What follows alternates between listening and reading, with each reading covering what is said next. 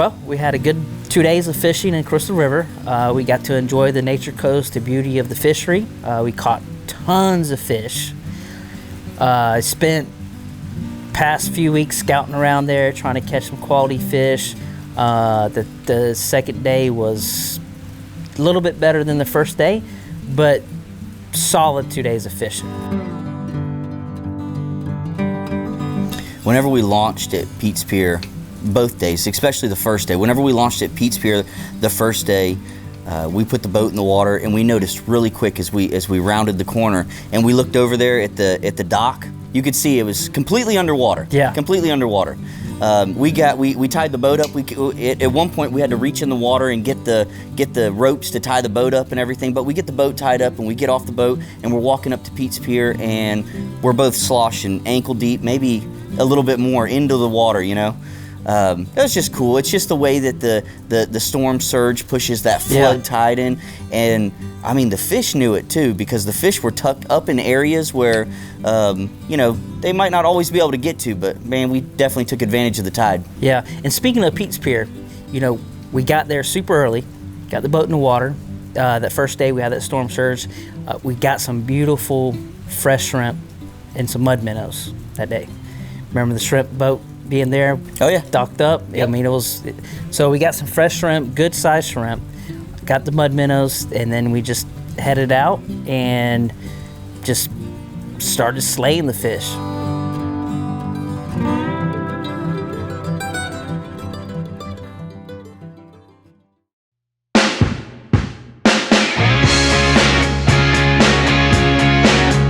Whenever we pulled up to our first spot and you caught 4, 5 redfish in a row, I thought it might be a day where I was going to net all your fish.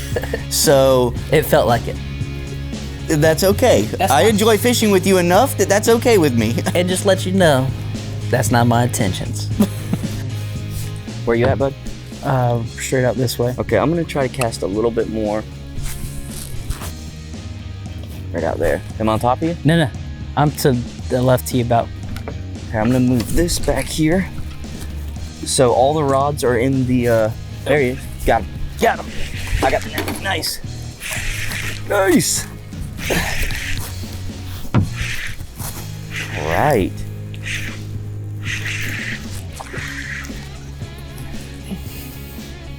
It's a red little. Nice.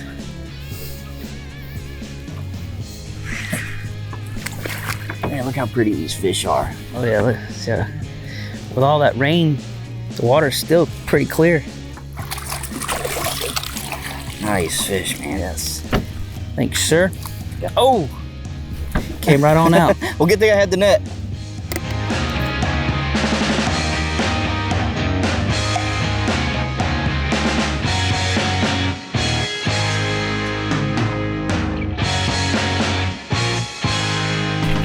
There we go. Nice.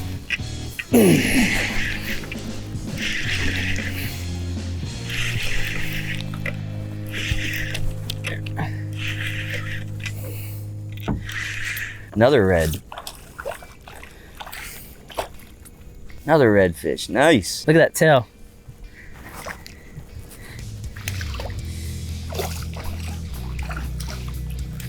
Oh, he got your line. Oh, he did. Sure did. That's all right. Dang it. That's all right. That's all right. That's all right. We can fix that pretty quick. Here, hold the net. And I'll just open this up so he doesn't tangle it even worse. I dropped mine. I guess I probably should have reeled it in.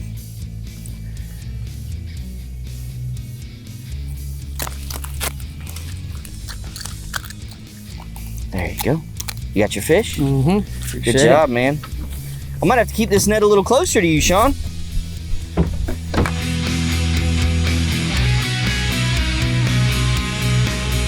Getting in a boat with a guy like you that has spent your entire life, you've dedicated your life basically to the inshore saltwater fishing on the west coast of Florida.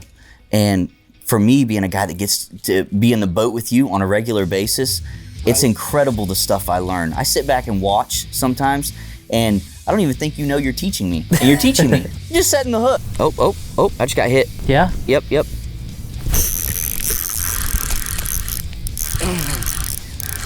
There we go. There we go.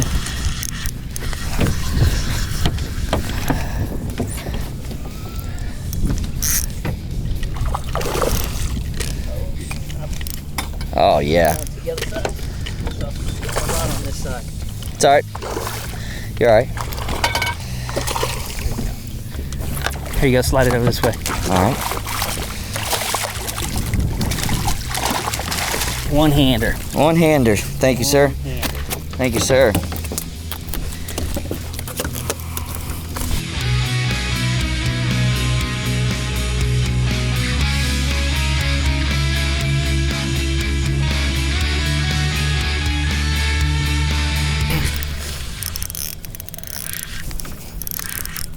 All right.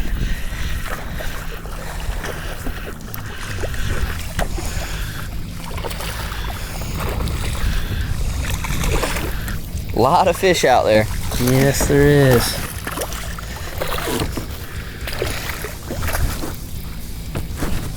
A lot of fish out there. I wish I could say that it looks like they're getting bigger. That's okay. You know what? You can't always dictate how big they are. You just got to be able to set the hook and reel them in when they do bite.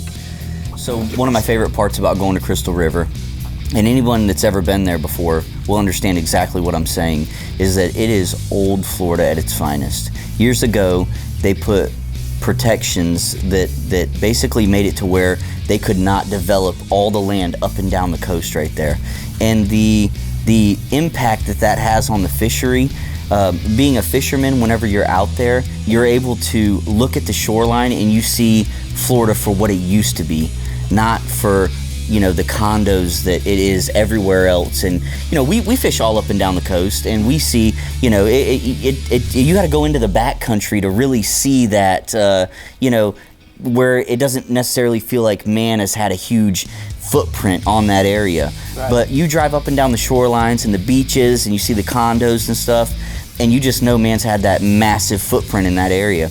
You go up to the Nature Coast, and it just feels like you're out there and you're by yourself. Yeah. And the grass is beautiful and the water's beautiful, and it just feels like you're, you know, fishing how they might have fished, seen the same things 100, 200 years ago. You're at peace.